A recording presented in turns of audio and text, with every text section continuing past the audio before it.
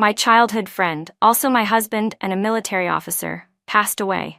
While sorting through his belongings, I came across an old, worn-out diary. It was packed full of his feelings and longing for someone who by then had already become his white moonlight.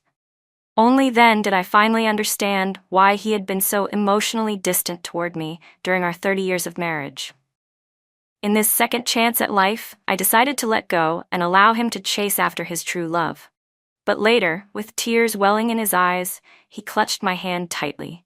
"Emily," he pleaded, "I was wrong. Please, give me one more chance."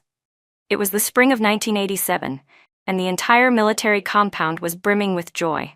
Jason's childhood friend, Kevin Miller, was getting married. He had invited all his friends from the compound to his wedding banquet. During the feast, someone nudged Jason and asked, "When are you going to marry Emily?" Jason frowned. "Marry?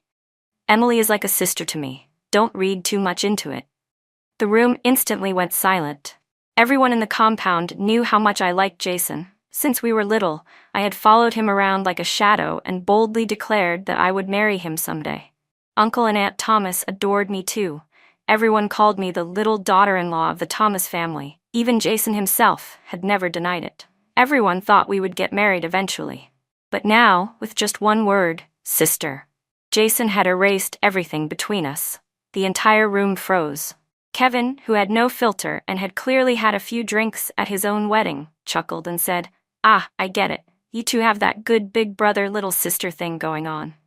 As soon as he said that, everyone else burst into laughter. But Jason abruptly stood up, face darkened, and said coldly, "I'll say this again, Emily is just my sister. Don't speak nonsense, or you'll ruin her reputation." The laughter stopped immediately. All eyes turned to me. I looked up, met their gaze, and quietly nodded. "Yes, I'm just his sister." On the way home, I was unusually quiet. I had always been talkative, especially around Jason. I used to chirp away endlessly in front of him, but now my sudden silence made him uncomfortable. "Still mad?" he asked out of nowhere. His question seemed abrupt, but I understood what he meant. "I'm not mad," I said. The truth was, I hadn't yet adjusted to coming back to life. That wedding banquet had marked my return, 30 years back in time. I was young again, full of energy and without a care in the world. I was 21. I hadn't married Jason yet, and wasn't trapped in the prison of a cold marriage. I hadn't yet spent years waiting alone, burdened by guilt and sorrow, slowly falling into depression and illness, dying young. The most ridiculous part was that I didn't learn about his white moonlight until the very end of my life. Jason died unexpectedly during a mission. I, sick and frail, had packed up his things and found the diary. Inside, every page was filled with thoughts and feelings for that woman he had always loved. That's when I finally realized why he had been so cold to me throughout our marriage. In that moment, all of my complaints and hurt turned into a joke. The love I thought I had became the greatest shackle of my past life. I suffered, and so did Jason. Thinking about everything from that past life left me feeling heavy. I was just tired. I didn't want to talk. Jason was clearly surprised by how distant I was. "Are you feeling okay?" he asked, reaching out to touch my forehead. I avoided his hand. His arm froze midair for a few seconds, and his face turned noticeably colder. "What are you sulking about now? If something's bothering you, just say it. No need to act like this." I didn't understand. "What exactly am I doing wrong?" I asked. Jason was stunned. He hadn't expected me to talk back. After all, I used to like him so much. I'd followed his every word, done everything to please him. By now, we had reached the front gate of my house. I turned to walk into the yard, but Jason grabbed my arm and said firmly, "Emily." Just then, a military orderly came running over. "Captain Thomas," he said, "there's a comrade named Linda Snow looking for you. She's making a bit of a scene. You'd better come." The moment Jason heard that name, his eyes lit up. "Emily," he said without even looking at me, "tell my mom I won't be home for dinner tonight." With that, he turned and hurried away.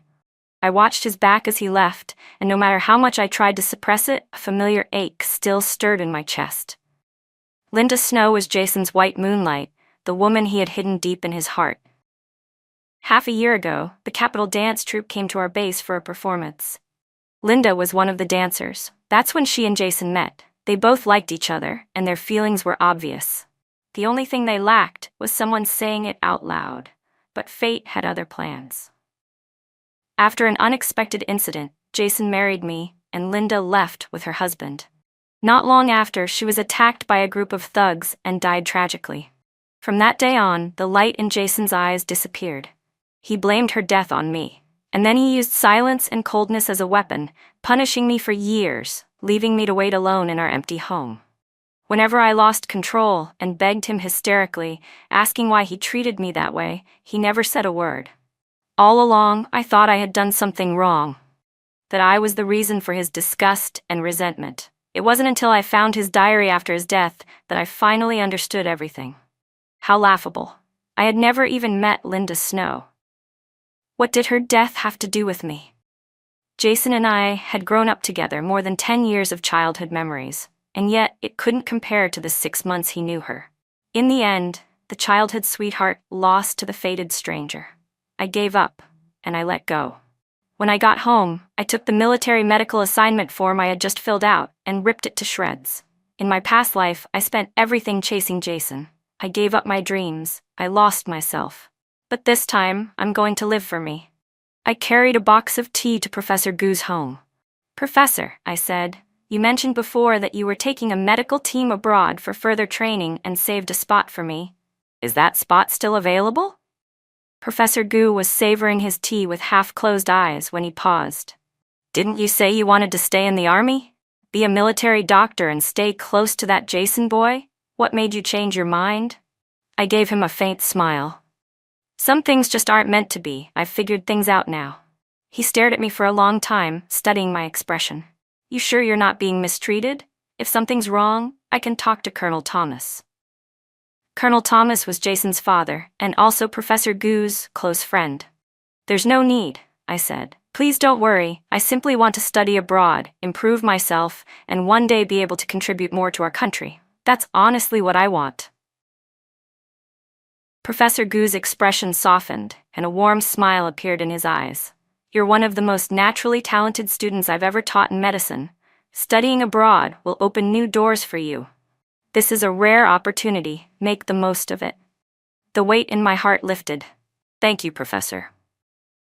The medical team would depart in 2 weeks. Professor Gu told me to use the time to get everything in order. He didn't need to say more. I knew what he meant. This overseas training would take at least 5 years, and I wouldn't be able to return during that time. There were some people, some things that needed a proper goodbye. After resolving such a major decision, I felt lighter, almost free. But as I passed a movie theater and saw 2 familiar figures, my mood sank again. "Emily, are you following me?" Jason's voice was cold, his dark eyes sharp and piercing. Standing next to him was a tall, slender, strikingly beautiful woman in uniform. Linda Snow. I recognized her instantly. Jason had kept a photo of her from years ago in his diary. On the back, he had written in his own handwriting, "The love of my life." I remember the pain I felt reading those words in my past life. But now, standing face to face with the real person, I felt nothing. Linda noticed me staring and gave a soft, polite smile. Then she turned to Jason and said sweetly, "Jason, aren't you going to introduce me?" Jason's furrowed brows immediately relaxed, his expression softening. "This is Emily," he said calmly. "She's my neighbor, like a little sister to me." As he spoke, he glanced at me with a meaningful look. "Emily, this is Linda Snow, your future sister-in-law." Linda blushed and looked down shyly, a bit embarrassed.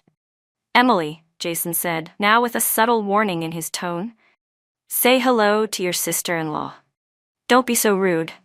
Even though I had already given up on him in my heart, I still felt a dull ache in my chest. The truth was, before Linda showed up, Jason had treated me well. So well that I truly believed he had feelings for me. If I had known from the beginning that someone else was in his heart, I would never have married him. That's why, in this new life, I made the decision to let go and allow him to pursue his true love. "I was just passing by," I said calmly. "I won't bother you two any further." Without looking back, I turned and walked away. Behind me, I could faintly hear Linda's soft, delicate voice. "Jason," she said, "your little sister seems to have a bit of a temper. Do you think she'll give me a hard time in the future?" "Don't worry," Jason reassured her. "As long as I'm here, no one will dare lay a finger on you."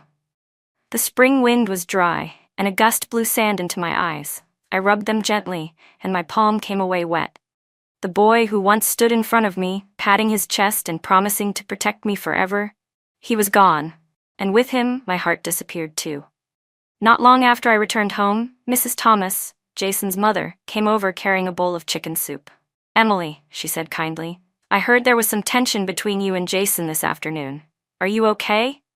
It seemed that the conversation from the wedding banquet had already spread. I shook my head and smiled. "I'm fine."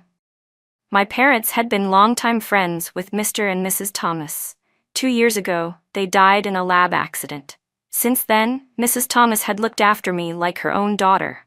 She often cooked nourishing meals for me and listened when I needed someone to talk to. She was truly a kind and understanding woman, and I didn't want her to worry. So I gave her a light excuse and changed the subject. But that night, Jason stormed into my home, furious. "Emily," he snapped, "what did you say to my mom?" I was stunned. "What do you mean? Why was she so upset when she came home?" he demanded. "I made myself clear earlier today. To me, you're just a sister. Don't have any thoughts you shouldn't." With that, he turned and left in a rage. I stood there, frozen, staring blankly for a long while. My eyes drifted to the calendar on the wall. In just 2 weeks, I would be leaving the capital to go study abroad. "Don't worry, Jason, I won't bother you anymore." The next morning, Jason showed up in my yard, looking guilty. "Emily, I'm sorry," he said. "I misunderstood you. Last night, after my mom came home, she went straight to the base. She used her contacts to dig around a bit and found out that I'd been seeing Linda in private. That's why she blew up at me." Jason had thought I was the one who told her and came over to accuse me. "But this morning," he continued, "she brought it up at breakfast, and I realized you hadn't said anything at all. I misjudged you. My attitude last night was wrong. I'm really sorry. Whatever you want, I'll buy it for you. Please don't be mad." It reminded me of when we were kids. Every time Jason upset me, he'd buy something to cheer me up. But I was no longer that little girl who waited for him with hopeful eyes. I wanted to say that I didn't want anything, but what came out instead was, "Are you free this afternoon? I want to take you somewhere." My parents had loved Jason like a son, and now that he was about to leave again, without knowing when he might return, I wanted to visit their graves one last time, with him. "Of course," Jason replied immediately. "I'm off these few days." After agreeing on a meeting spot, he left. But I waited until nightfall, and he never showed. So I went to the cemetery alone. Standing in front of their tombstones, I bowed my head. "Mom, Dad, thank you for watching over me from the other side. I promise, in this life, I will live for myself. I won't let you down again." When I got back to the military compound, Jason happened to be returning from outside too. He looked surprised. "Emily, what were you doing out so late?" It was obvious he had completely forgotten our plans. I felt a wave of helplessness rise in my chest. "Jason, you broke your promise." His expression shifted for a moment, as if something finally clicked. "Oh, right," he muttered, remembering the agreement we made earlier. "Linda hurt her foot while dancing this afternoon. I had to rush her to the hospital. That took longer than expected. You weren't in a hurry anyway, right?" "I'll go with you tomorrow." I shook my head. "It's fine. It doesn't matter anymore." There were only 14 days left before I'd be leaving for my overseas program. I wanted to spend those days in peace, without wasting a single emotion on people who weren't worth it. Word of my visit to the cemetery had gotten around. One of the older women in the compound happened to be there to pay respects to her father-in-law at the same time and saw me crying by myself. She later told Mrs. Thomas that poor girl from the Hahn family must be going through something. She went to the cemetery alone late at night to visit her parents' graves. She was crying her heart out, and there wasn't a single person there with her. Honestly, it's heartbreaking. "Say, where was your son? Did the two of them have a fight?" Mrs. Thomas remembered what she had recently learned from her own investigation and became immediately concerned. She called Jason home and questioned him. That's when she found out he had ditched me to be with another woman. "Do you even realize what yesterday was?" she scolded. "Emily invited you to visit her parents' graves, and you let her wait all afternoon, alone? Her parents were so kind to you when they were alive." Just then, Colonel Thomas came back from outside, After hearing the whole story, he tore off his belt and gave Jason a harsh beating.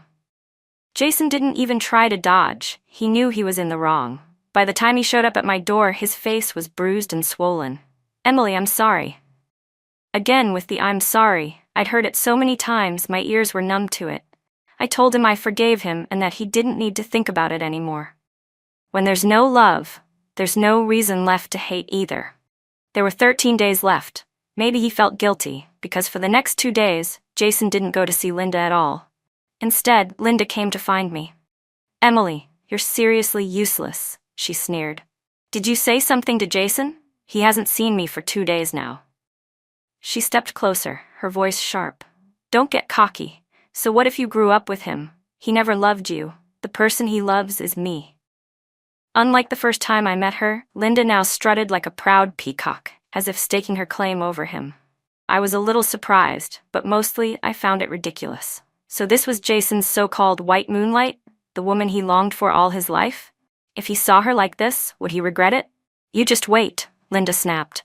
"Don't think you can walk all over me. I'm not that easy to bully." After throwing out that threat, she stormed off. I thought it was just empty words. I didn't take it seriously.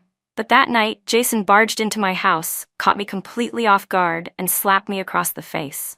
"Emily, you're vicious," he shouted. "What did Linda ever do to you? How could you send thugs after her? If I hadn't gotten there in time, she would have been in serious trouble." "Don't think I don't know what you're trying to do." Then came the dagger to the heart. "Let me make one thing clear. Even if every woman on earth disappeared, I still wouldn't choose you. Just give it up already." This time I didn't explain anything. I slapped him back. "Jason," I said coldly, "if you trust me so little, then we're done, completely and forever." I had hoped we'd part ways with some dignity. Clearly, that was impossible. 10 days left. Word of our fallout reached some of our mutual friends. Kevin Miller's wife, Hannah, who was also a good friend of mine, was furious on my behalf. "Is Jason out of his mind?" she fumed. "He actually hit you. For some outsider? What an idiot. And that Linda girl, what's her deal? I don't think she's even half as pretty as you, and she definitely doesn't come from a better family. That Jason would actually choose her." I said I didn't like him anymore, that whatever choices he made had nothing to do with me. Hannah looked at me, wide-eyed. "Emily, are you serious?" I couldn't blame her for being shocked. After all, I'd been hopelessly in love with Jason before. "I'm not joking," I said seriously. "I mean it." Seeing the sincerity on my face, she finally believed me, at least a little. "That's good," she said. "You're so amazing, Emily. There are plenty of good men out there who would line up to be with someone like you. Jason doesn't matter." The next day, Hannah came running over, her face full of gossip. "Emily, guess what? Jason got whipped by his dad again, hard. Kevin told me about it, and even winced describing it. Said his skin got split open. Serves him right." After what happened that night, Jason and Linda finally made their relationship public. When Colonel and Mrs. Thomas found out, they were livid. They firmly opposed the whole thing, but the more they resisted, the more Jason insisted. Colonel Thomas was so furious, he took to whipping him with a belt every day. "Emily," Hannah asked, blinking her big sparkly eyes, "don't tell me you feel sorry for him?" She was clearly testing me again. I smiled and shook my head. "Nope, not at all. I've let him go, really. In fact," I added, "Mrs. Thomas came to talk to me last night. I made it very clear, right in front of her. There's no future between me and Jason. Even if he didn't have someone else in his heart, I still wouldn't like him anymore." Mrs. Thomas had looked genuinely regretful when she left. She had always hoped I'd become her daughter-in-law. But fate had other plans. "Let's stop talking about him," I said. "Come on, let's go to Ocean Sky Restaurant." Ocean Sky was the most famous luxury hotel in the capital. I had booked a dinner there to treat all our friends from the compound before I left. Everyone except Jason. The dinner was full of laughter. No one mentioned him, and the atmosphere was comfortable and warm. Before we wrapped up, I told everyone about my upcoming study abroad. In that instant, the cheerful mood froze in place. Kevin looked stunned. "Does Jason know?" he asked awkwardly. "Should someone tell him?" Hannah rolled her eyes and smacked the back of his head. "Say what?" Emily already cut him off. "They're not friends anymore. What's there to say?"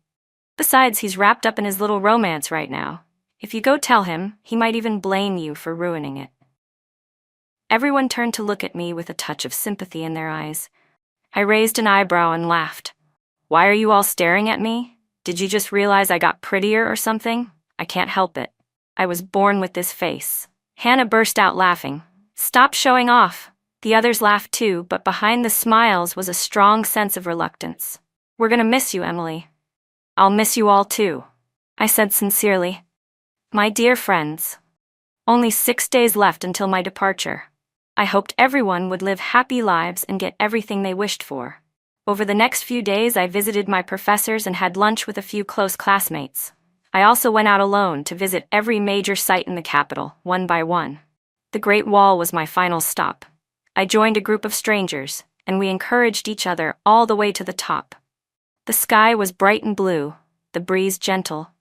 Everyone's face glowed with joy. Someone suddenly shouted, "Go, go, keep climbing."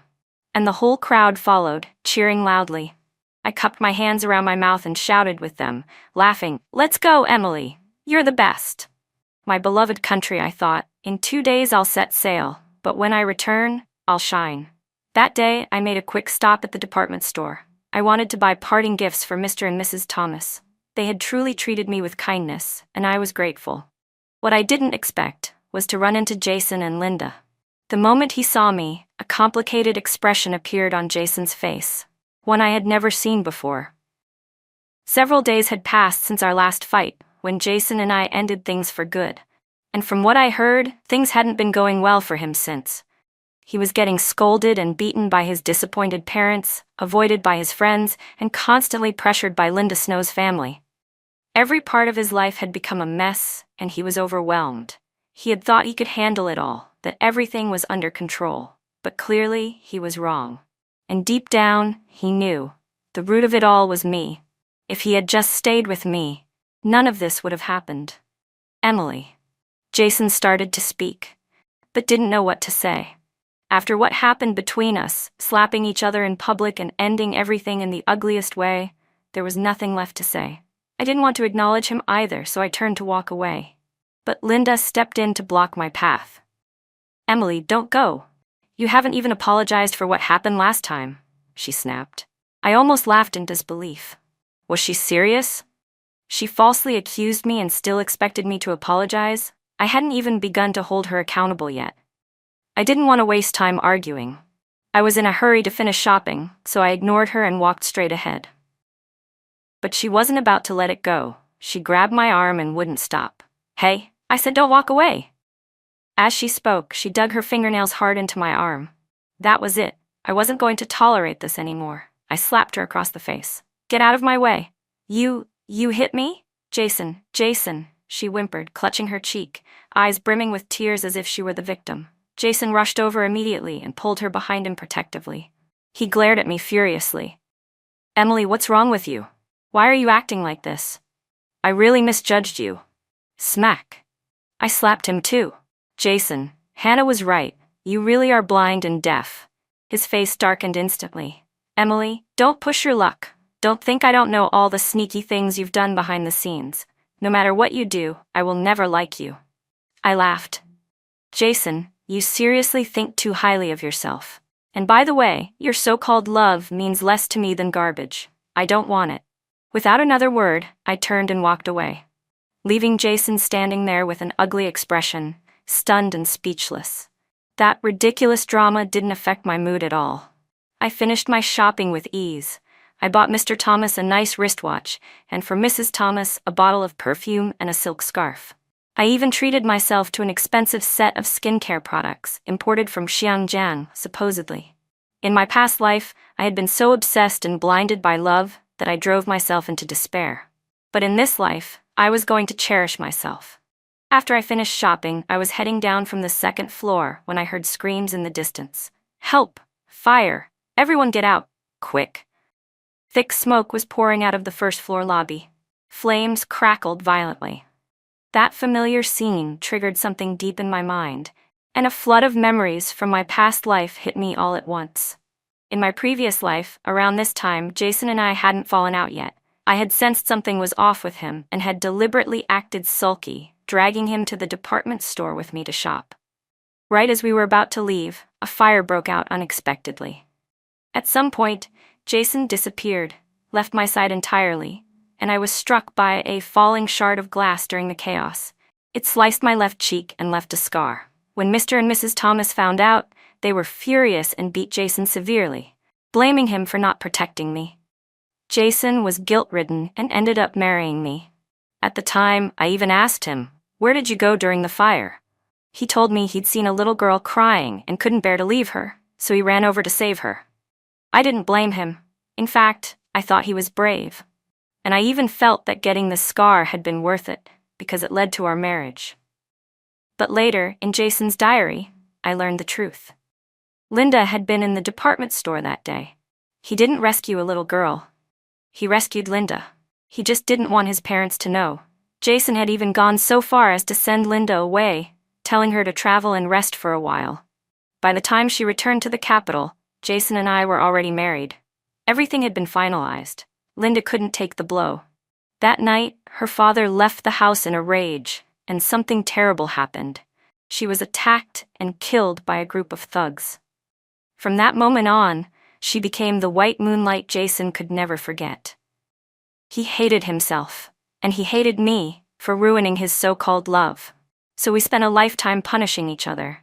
As the memory ended, I broke into a cold sweat. That part of my past life had been buried too deep, so deep I'd nearly forgotten something this important. This time, I wasn't going to let my face get disfigured. I dropped everything in my hands and sprinted for the exit on the first floor. Out of the corner of my eye, I spotted Jason and Linda running in the same direction. Nothing good ever happened when those two were around.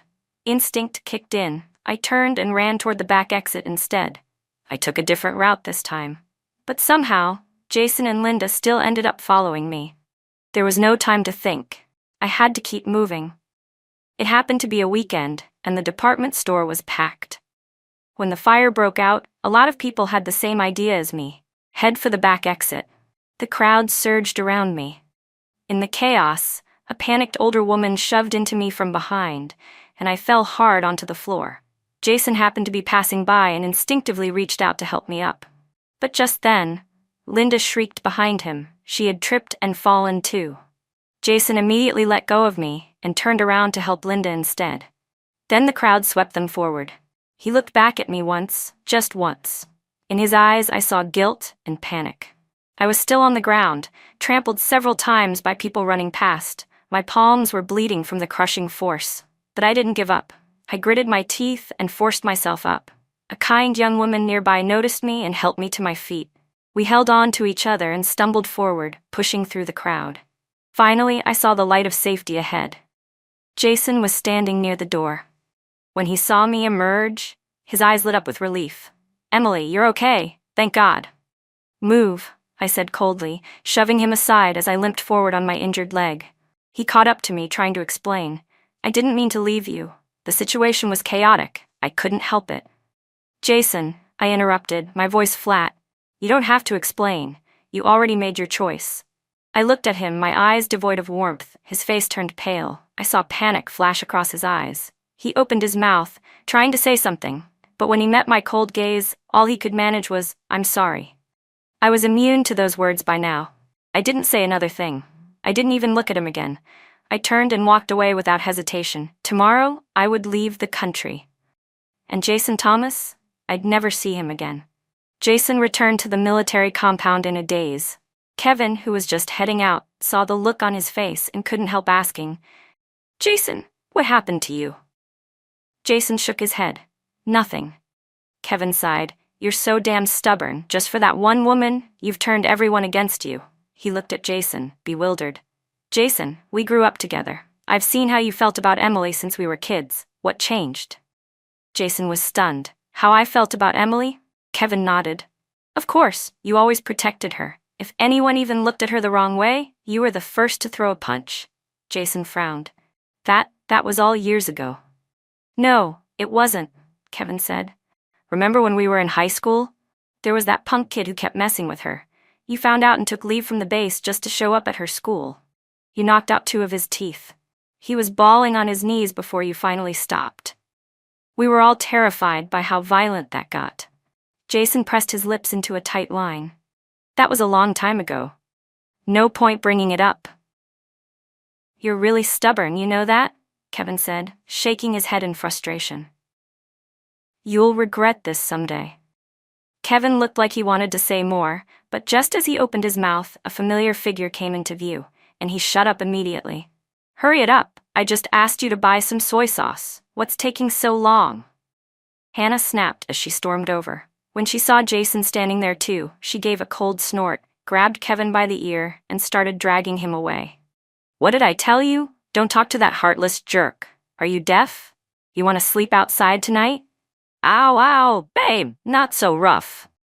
As the two of them walked off bickering, Jason stood there watching them, and for the first time felt a pang of envy. If only he had chosen me, would things have turned out differently?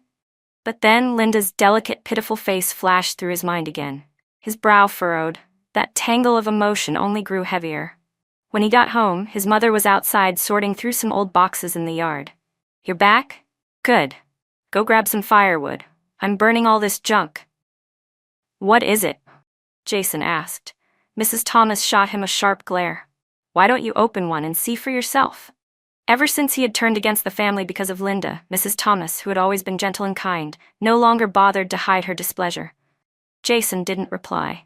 He silently walked over to one of the wooden boxes and opened it. The moment he looked inside, he froze. The box was full of things from his childhood, all connected to me. A glass jar stuffed with paper cranes, a faded crystal hair clip, a dusty journal. Then his eyes landed on an ugly little wooden puppet. His fingers trembled as he picked it up and turned it over. Carved crookedly into the back were the words, I want to be with Emily forever. His vision blurred. He couldn't stop staring. Suddenly he wanted to see Linda. She was gentle, understanding, always soft and soothing. Just seeing her usually calmed his storming emotions. But she wasn't around. You're looking for Linda? A colleague asked. She went home last night. Try checking her place. Jason's brow furrowed unconsciously. He didn't like going to Linda's home. Her father was a crude, nasty drunk, rude, loud, and addicted to gambling. He constantly asked Linda for money and, if she didn't give it, he'd storm over to the dance troupe and make a scene. Linda, afraid it would affect her job, always gave in. When she had nothing left, she'd come asking him for help. It wasn't really about the money, that didn't matter to Jason. But he just couldn't stand Mr. Snow. Jason had visited their home once before. He still remembered how shamelessly Mr. Snow told him, flat out, that he'd sell his daughter to him if the price was right. Those weren't words any father should say. Ever since then, Jason had felt a strange mix of pity and protectiveness toward Linda. Even so, thinking of what kind of man Mr. Snow was, Jason still bought 2 bottles of good liquor and made his way to the rundown tenement building where the Snows lived. As he passed by a narrow alley nearby, he suddenly heard a familiar voice. Hey, what the hell are you doing? It was Linda. What was she doing here? Jason stepped closer and saw her surrounded by a few street thugs. What do you want from me? I already gave you money last time. One of them sneered. You've got some nerve saying that.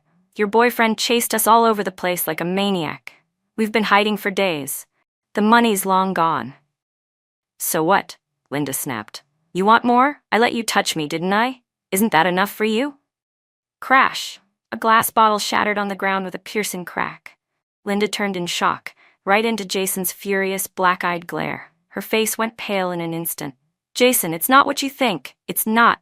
Linda cried out, her voice trembling. She staggered toward him, eyes filled with tears, looking as delicate and pitiful as ever.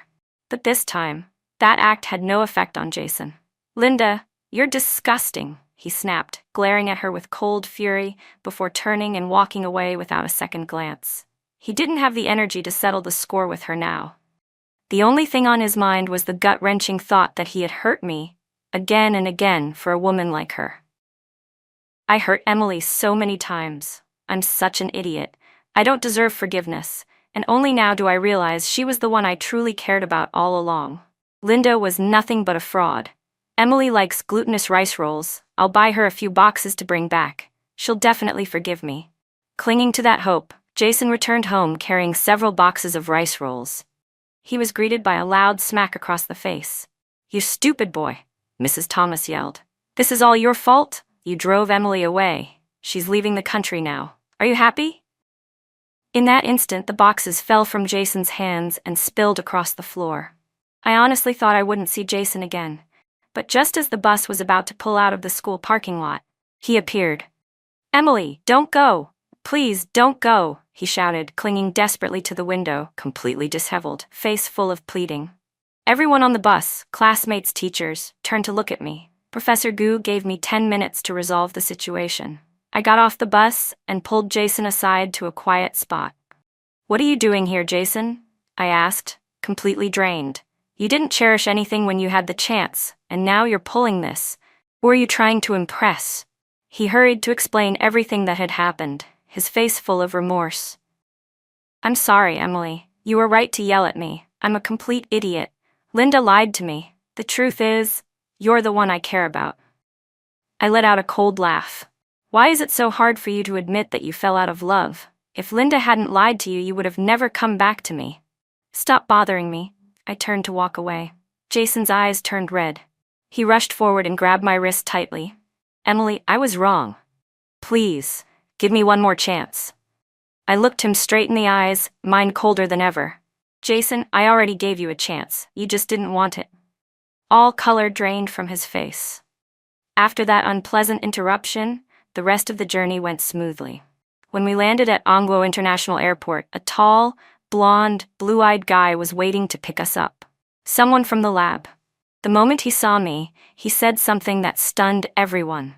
"Oh my God, you are exactly the woman from my dreams. I like you very much, miss. Will you be my girlfriend?" I was so taken aback by his enthusiasm that I nearly froze on the spot. His name was Mike, a medical PhD, and his boldness startled me. To avoid him, I buried myself in lab work. I ate there, slept there, practically lived in the lab. But Mike wasn't the type to give up. In fact, the more I avoided him, the more determined he became. No matter what event I attended, if he could find me, he'd show up, always with a giant bouquet of roses and a dramatic confession. "Miss Han, you are my Venus." I think he has a screw loose, I often thought. Venus was missing an arm. I'm not. As intense as Mike's pursuit was, he never crossed any lines, so I didn't dislike him. He was cheerful, humorous, generous, and incredibly smart. Being around him felt easy, natural. Whenever I hit a roadblock in my research, he would always help without hesitation. I learned a lot from him. Sometimes, I even found myself wavering a little. But then I reminded myself, I came here to study, not to fall in love. And just like that, I shut those thoughts down. After Mike's 99th failed confession, he broke down crying like a heartbroken puppy. "You're so cruel," he sniffled. "Can't you just give me a chance? I promise I'll do my best." He looked so pitiful that I couldn't help softening. I finally shared my concerns with him. I can't be with you. I'm going back to my country eventually. You're a foreigner, it wouldn't work." "What's the big deal?" Mike said, eyes lighting up. "Then I'll go back with you. My parents will totally support me." He got even more excited and added, "I could even give myself a Chinese name. How about Mai Aiguo? What do you think?"